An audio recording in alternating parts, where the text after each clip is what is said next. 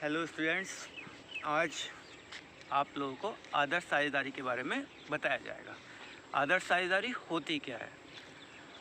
आज खुले के अंदर वीडियो बना रहे हैं, थोड़ा आप लोगों को अच्छा लगेगा।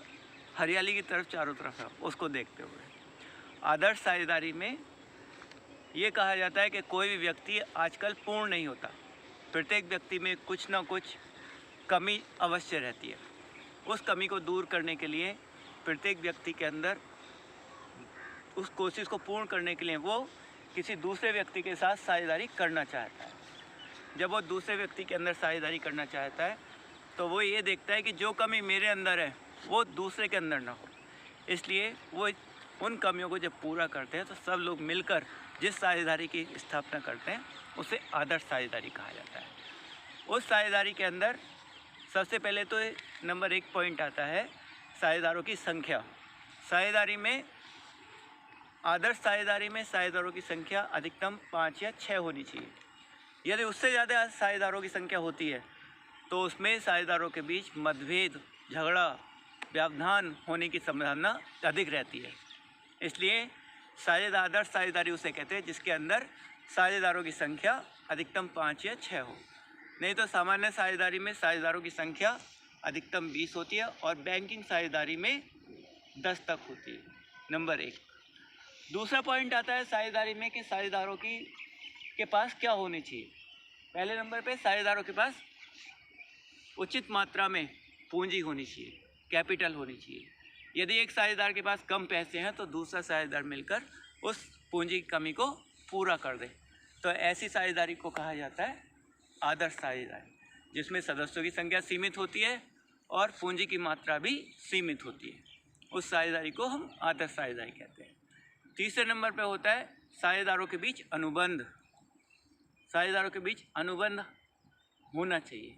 ये अनुबंध तब बनता है जब उनके बीच पारस्परिक संबंध होता है। पारस्परिक संबंध ऐसा होना चाहिए जिससे वो आपस में तालमेल के साथ रह सकें। जब साझेदारों के बीच तालमेल ही नहीं होगा तो साझेदारी कैसी होगी, चल नहीं पाएगी। इसलिए एक आदर्श साझेदारी के अंदर तालमेल भी होना चाहिए। साझेदारों के बीच आहरण, उनके आहरण पर, ड्राइंग पर नियंत्रण रखना चाहिए। यदि साझेदारों के बीच जो आहरण किया जाता है उस पर नियंत्रण नहीं होगा तो वो साझेदारी भी पूरी नहीं मानी जाएगी, वो भी आदर्श साझेदारी नहीं मानी जाएगी। इसके बाद आता है जितने भी साझेदार होते हैं उनके पास कुशल अनुभव होना चाहिए। ऐसा अनुभव होना चाहिए साझेदारों के बीच कि वो एक दूसरे के तालमेल के साथ उसको अच्छी तरीके से निभा सके, उस कार्य को पूरा कर सके। यदि एक साझेदार के बीच किसी बात की कमी है तो दूसरा साझेदार उस कमी को पूरा कर सके। इस तरह से उनके पास, साझेदारों के पास अनुभव की भी आवश्यकता होती है। इसके बाद आता है अनुबंध लिखित होना चाहिए।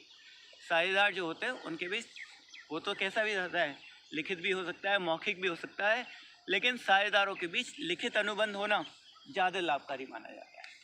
जितना लिखित अनुबंध होगा उनके बीच झगड़े होने की संभावना या दूसरी संभावनाएं वो कम होती है।